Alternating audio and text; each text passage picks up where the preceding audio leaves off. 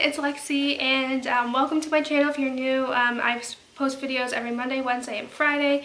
So yeah, don't forget to subscribe if you're new. And so today's video, I'm going to be doing the books that I want to reread in 2017. I did do a video of this for last year, and I never ended up rereading any of the books. Like I only reread like 2 books, but it was only because the last book in the trilogy was coming out.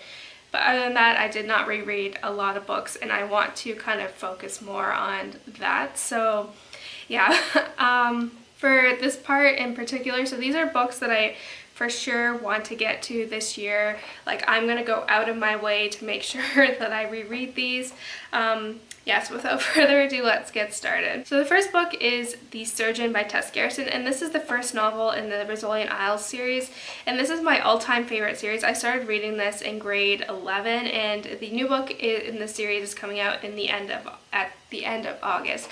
So that's why I really want to go ahead and read it, because I feel like I think the last book came out 2015, so it has been a while. So it'll be 2.5 years since the last one came out, and this series just means so much to me because there's a lot of stuff going on. But because my mom, like, I would read the book for the week, and then every Friday me and my mom would walk from school to the library for the bookstore, and we would get the next book in the series. And I had a lot of stuff going on, so these books were like my escape. So I want to kind of go back and get that feeling, just because the series means so much to me. The Surgeon basically is about a detective named Rizzoli and the medical examiner named Dr. Isles, and essentially there is these murders taking place in Boston by this guy called the Surgeon, and that's basically all I want to say about that, because they have to kind of discover who this is. This is also, it was a series on TNT that just finished its 7th season, like it's done now, but I want to kind of go back and rewatch all those episodes too, so I'm just feeling very nostalgic for Rizzolian Isles.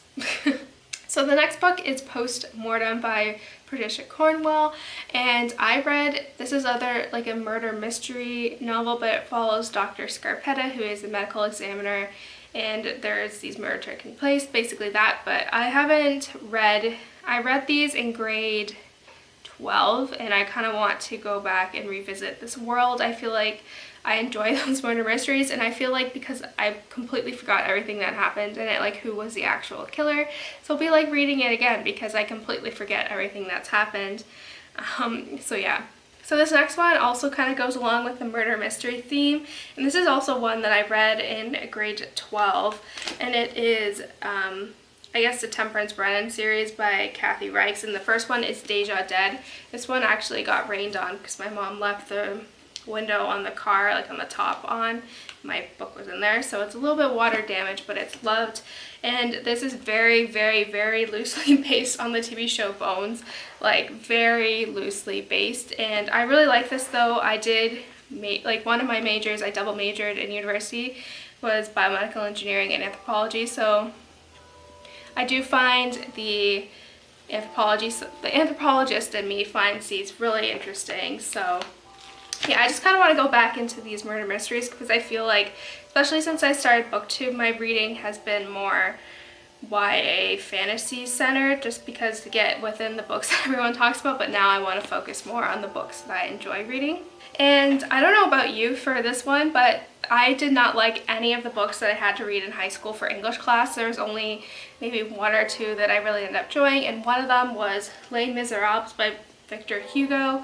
And yeah, I read this in grade 10, so it has been quite a while, I will say. We had to get graded on annotations, and I just don't like annotating. So like some of this stuff, like I like started out, like I look back and I highlight some passages or whatever and take notes and to talk about imagery, but then that wasn't enough, so then I had to like go back and like, yeah, so this book is very well loved. This was one of the few books that I ended up, you can see like there's a lot of annotations that I ended up enjoying. I hated the movie though. I'm not a fan of musicals where they sing in conversation. But yeah, I kind of wanted to read this because I feel I will appreciate it now much more that I'm older, and cassette really drove me nuts. And I think she probably still will. So next is a fantasy series that I read in high school that I really ended up loving, and it was A Great and Terrible Beauty. I apologize for the clock tower, but I'll have to wait like 10 minutes for it to stop because it's noon.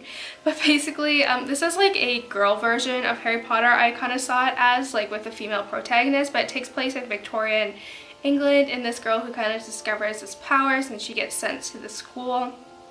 She ends up making these friends there, and she kind of finds out she can go back between these two worlds. And there's a lot of stuff going on.